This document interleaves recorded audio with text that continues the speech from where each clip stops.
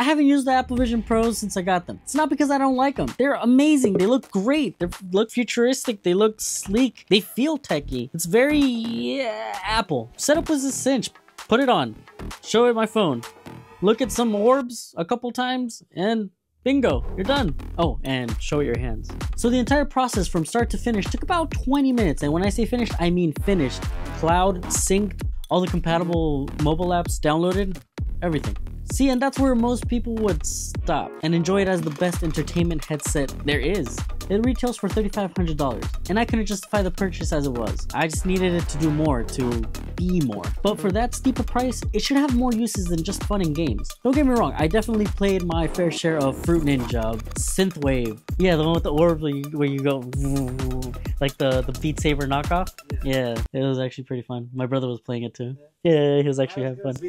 No, not at all, not at all. Having the sticks going like this, that's so much better. But the games on here are very limited, and they don't feel fleshed out. They don't feel great. They feel more like a mobile game, instead of something very thought out and curated, especially for this. But we'll do a review solely on its gaming capabilities and where we think it's headed. So what can it do that other headsets can't? Let's do a quick rundown and see what specs put it on another level. First of all, 23 million pixels. That's 2.6 times more than the Quest 3. Wait, that's quite a bit. It has a micro OLED 3D display. It supports refresh rates of 90, 96, and 100 Hz, as well as playback multiples of 24 and 30 frames per second for judder-free video. Can confirm. It boasts a whopping 12 cameras, 4 of which track your eyes, and the rest of the cameras on the outside, they'll help with LiDAR and your spatial awareness. Yes, it has a LiDAR scanner, a flicker sensor, and an ambient light sensor. Where it really shines is its processing power. It's run by dual chip performance using the M2 and the R1 chipsets. See, that's their secret sauce, their technical advantage, their chemical X, if you will. That's what makes their spatial experiences seamless and how they brought all of it together. So that being said, that's when I found why I needed this. I wanted this to change my workflow. But how? Well, for one, the entire research, writing, and video editing for this video was done solely with this on. Except for this part, I can't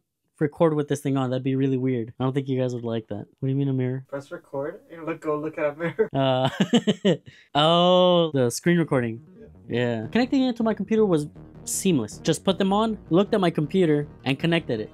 That's it. All you have to do is make sure that you have Wi-Fi and Bluetooth enabled. Then it became an extension of my computer. And it's almost like it took over it. My screen's turned off and I only had one monitor in front of me. So then I went a little bit crazy and I started pulling up all these apps. I was running Crunchyroll, Safari, my computer, calculator, and another phone app, and for good measure, a mobile app, Tiny Tower. Don't forget about your Bitizens. The Vision Pros had a tiny flaw. You can only have one desktop. There's no split screen. You can't have multiple monitors like you can on your Mac. Sure, you can still cycle through them with your keyboard and mouse connected, but there's no way to interact with your computer using your hand gestures. Not that you'd want to, that's still a little bit complicated. But it was a bummer not being able to have multiple desktops and have your mouse move through them. But luckily, there's some indie developers that are solving this issue as we speak. It feels like a AAA game these days. They're not complete. They're always missing something. It's like you're just waiting for the next patch, the next update, and it just doesn't seem fair for $3,500. But that's just my opinion. As a host and a video editor, this is exactly how I envisioned myself being able to immerse myself in my work. 4 months after the purchase and just looking at it, wondering what I could use it for, being not so impressed with the gaming, and I finally found that it's really good for work. Though you can still see what's going on in your outer world, you turn on the landscape full blast and you're just in your own place. Everything around you is just gone. It's a great combination. You're somewhere, but if you don't want to be, you don't have to be. So I think I had to stop seeing it as its own entity, capable of doing its own thing, separate away from your computer, your phone, and see that Apple is just cultivating an ecosystem. This works perfectly with your phone and your Mac. And by keeping your cloud up to date, it's like you have your phone on you at all times. You can scroll through your old images. So if you get a message, it pops up on your Vision Pros. You don't have to take out your phone. You can answer from there. You can FaceTime from them, although it is a little bit weird. It's like you're there, but you look a little weird. You look a little bit AI'd, and it just helps you do what you normally do, but different and a little bit better at times. So can I see myself using this in the long run? For extended periods of time, I want to say yes. And I love cool new tech and everything. It's amazing, but it's really, really heavy. I tried both straps on, the lock ones from the back and these ones, but I had them on for 4 hours and my cheekbones were hurting.